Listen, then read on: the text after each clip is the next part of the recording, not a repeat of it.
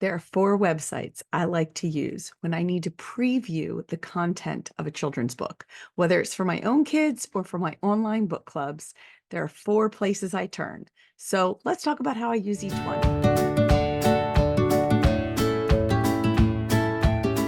As parents, we know it's important to preview the content or the potential content for a book that one of our children might read, especially if we have a sensitive child or if they're in those tween years and we're still kind of being more aware of what kinds of things and what kinds of books they're reading. But there is absolutely no way most of us can keep up with reading all of the books that our kids are going to want to read.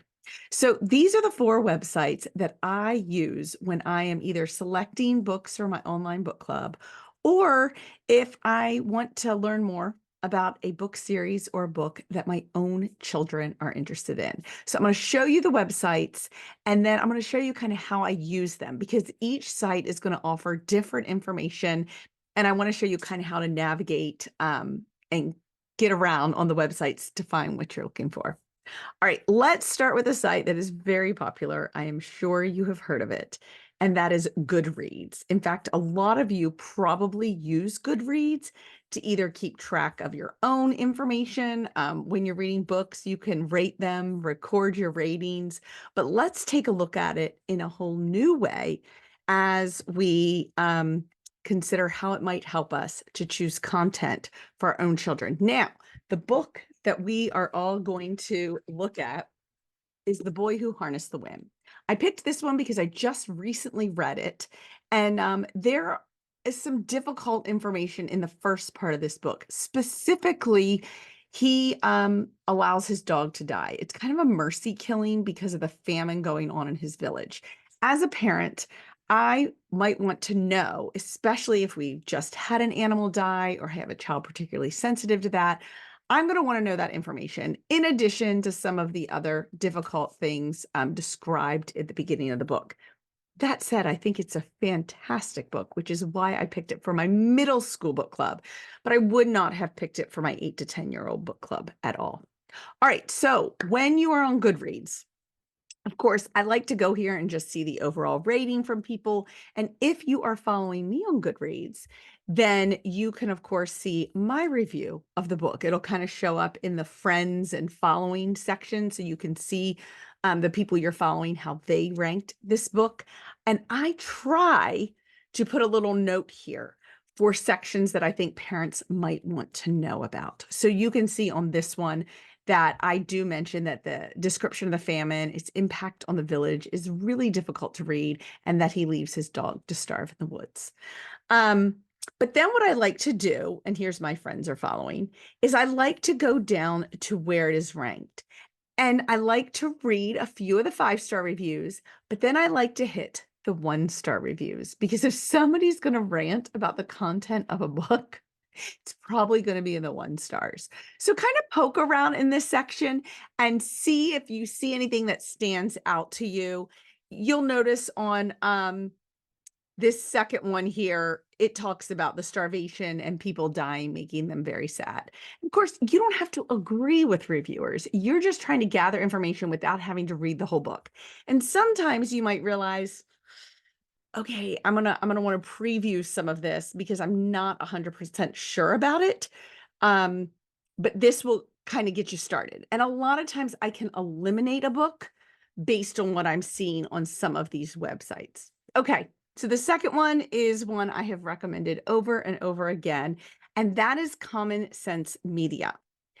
But I want to start with something you might not know about Common Sense Media. So maybe a year or two ago, Common Sense Media kind of put a lot of their reviews behind a paywall. Basically, you get 3 free reviews each month, but they kind of are tracking your visits to the site and your searches, and then they will cut you off unless you are an annual subscriber.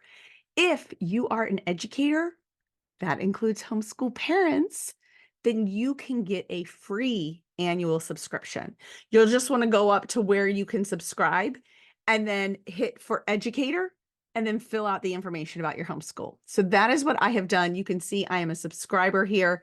And this is where we'll get some information from Common Sense Media. Common Sense Media does a pretty good job here of kind of laying out stuff parents might need to know. So when you come down, you're going to see they're going to give you the educational value, positive messages, if there's violence, role models, of course, romance and sexual content, language, drinking and drugs, products and purchases. So like even consumerism. What I was surprised about in this particular review is that they didn't really have anything under the violence and scariness section, which I was kind of surprised because of the dog. It's kind of a big deal and it's hard to read. So again, this is why I don't rely on any one site. All right. This is why I like to look at lots of different places. But you will notice as you go down, I always like to also look at the community review section. One of the parents mentions the dog and is also surprised that Common Sense Media didn't pick up on that. And you can always go down. They always have a section about things you can talk to your kids about after you read this book. And I like to check around that. And by the way, if you see something here that has a star or two in like violence, you can click on these and get more information.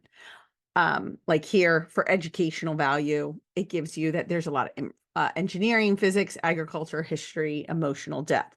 And if you clicked on the violence, had it had anything, it would have given you details about that. So this is an excellent site that you can also check as you're trying to make decisions for your kids.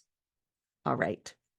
The next one, of course, I would be remiss not to let you know that on my own website, I share my reviews of books that I have read. So this is, if you go to my website on the homepage, under book clubs and books, there's a section for book reviews. So you can always check there. And this is my actual review of The Boy Who Harnessed the Wind. So I give just a little information about it. So, the genre and how long it is. There'll be the publisher's description just to have a basic background. But then my Goodreads review will actually be here, where you will find, again, that note with information that I think parents might want to know. But I also usually provide at least 3 questions, if not more, that you can use in a discussion with your own children about the book. And you can always, of course, grab my set of questions for any book. And then I'll give you some suggested titles that you might want to look into if you enjoyed this one and other reviews that I have done that you could incorporate into your homeschool study. All right, so you can just head over to Mary Hannah Wilson and type in the title or just search through all the book reviews and check it out. All right, the last site that I want to share is another website where they do book reviews. This one has a different perspective than my own reviews because this the parent or the people that run this one are doing it from a Christian perspective. And I find that they often pick up on things that maybe I didn't because they're doing it with different purpose in mind. And I pick up on things that they didn't. So the more information I can gather, the better. And I have just particularly liked this website. I feel like they do a good job. We tend to like some of the same books, so maybe that's why. All right, so they'll just give you some details about who it's recommended for, some details about the book, as they dive into their summary about it. And then usually they have a little more information, but on this one, the cautions. See, now here's where we picked up on different things. I was concerned about the dog, the death of the dog, all of the descriptions of the famine. They picked up on the instances of them taking the Lord's name in vain. So again, that may or may not bother you when it comes to the content of a book. But again, we're just gathering all the information and then we can sift through it, make a decision for our own kids. And then they always give kind of a worldview, a Christian worldview, moral value, and an artistic, like the literary and the writing value. All right, so that is the last stop when I am trying to find content for a book.